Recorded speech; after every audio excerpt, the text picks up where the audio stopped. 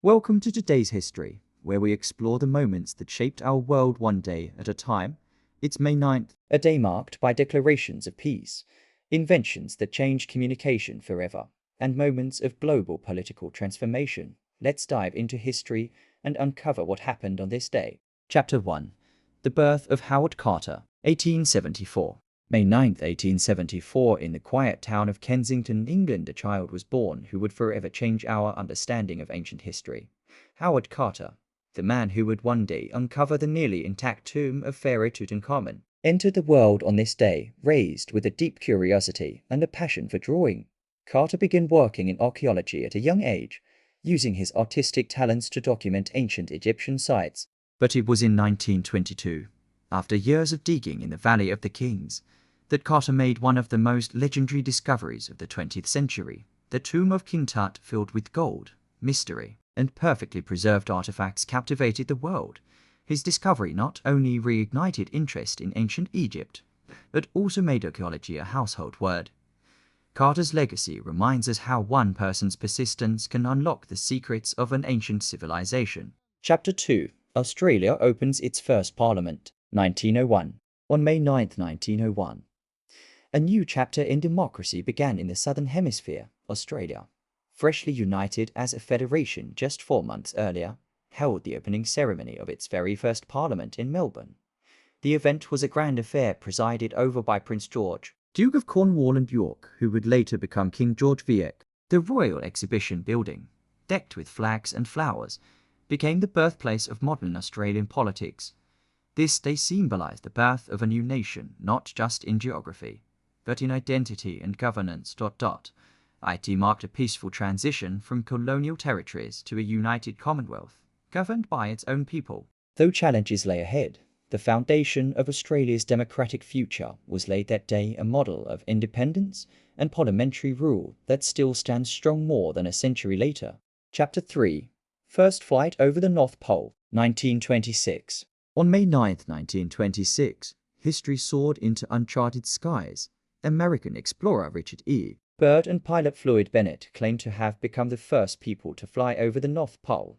Taking off from Spitsbergen, Norway, in their plane, the Josephine Ford, they reported a round-trip journey of nearly 16 hours through freezing, turbulent skies. The flight was hailed as a major milestone in aviation and Arctic exploration, although later doubts emerged over whether they truly reached the pole at the time. Their achievement captured the world's imagination and earned Byrd the Medal of Honor.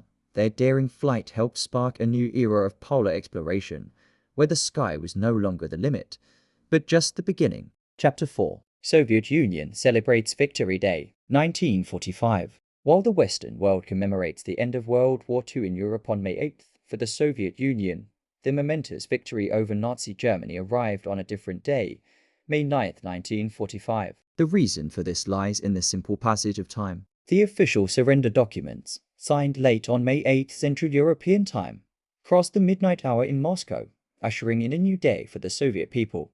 And so, May 9th became, and remains, their cherished Victory Day across Russia and many former Soviet nations. This is a day of profound remembrance and national pride. Grand military parades march through city centers, a powerful display of strength and a solemn tribute to the immense sacrifices made during the brutal years of the Second World War. It's a day to honor the millions of soldiers and civilians who endured unimaginable hardship and ultimately played a decisive role in liberating Europe from the clutches of fascism. Victory Day in the East is a powerful echo of a hard-won peace, a day etched deep in the national identity. Chapter 5. The Schuman Declaration. Birth of the EU, 1950. The date is May 9, 1950, a day that quietly yet profoundly reshaped the destiny of a continent. In Paris, French Foreign Minister Robert Schuman stepped forward with a truly revolutionary proposition. His vision was audacious, to bind together the nations of Europe, not through military might or political dominance, but through shared economic interests. Specifically, he proposed the pooling of French and West German coal and steel production under a single, independent authority. This declaration wasn't just about economics. It was a powerful and pragmatic strategy to prevent the devastating wars that had repeatedly ravaged Europe. By making these essential war materials interdependent, Schuman reasoned, future conflict would become materially impossible. His bold initiative laid the very first cornerstone for what would eventually evolve into the European coal and steel community. This, in turn, became the bedrock upon which the vast and complex structure of the modern European Union was built. In recognition of this pivotal moment and the dream of unity it ignited, May 9th is now celebrated annually as Europe Day across the member states of the EU, a testament to a vision of peace and cooperation born from the ashes of war. Chapter 6. US approves first birth control pill, 1960. The calendar turned to May 9th, 1960, a date that quietly heralded a seismic shift in the landscape of modern society. On this day, the United States Food and Drug Administration gave its landmark approval for Enovid, the very first commercially manufactured birth control pill, to be used for contraception. This decision, seemingly a medical authorization, carried profound implications that would ripple through generations. Suddenly, millions of women gained a newfound sense of control over their reproductive lives, a freedom that had been largely absent throughout history. This empowerment began to reshape established societal norms around family, career, and personal autonomy. The approval of the pill ignited crucial and often challenging discussions about sexuality, women's rights, and the very fabric of social structures.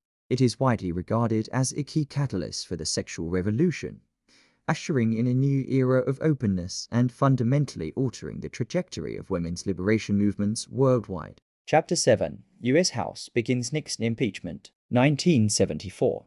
The gravity of the situation hung heavy in the air on this day in 1974. The United States House of Representatives, acting on the weight of mounting evidence and public pressure, formally initiated impeachment hearings against President Richard Nixon. The Watergate scandal, a web of political espionage and cover-ups, had relentlessly unraveled, shaking the very foundations of American trust in its leadership. This moment marked a critical juncture in the nation's history, a stark test of its democratic principles. The impeachment process, a constitutional mechanism rarely invoked, was now being wielded to hold the highest office accountable. The hearings themselves became a national drama, captivating the public and laying bare the complexities of power and justice. Little did the nation know that just 3 months later, this process would culminate in an unprecedented event, the resignation of a sitting US president. So there you have it, from the daring first flight over the North Pole to the seismic Schuman Declaration and the pivotal impeachment hearings against a president. May 9th has truly been a day where history has unfolded in remarkable and profound ways. If you found these glimpses into our past intriguing, don't forget to hit that like button below. Subscribe to today's history and ring the bell so you never miss another significant moment from history, delivered fresh every day. Thanks for joining us on this journey through time. We'll see you right here tomorrow for more of today's history.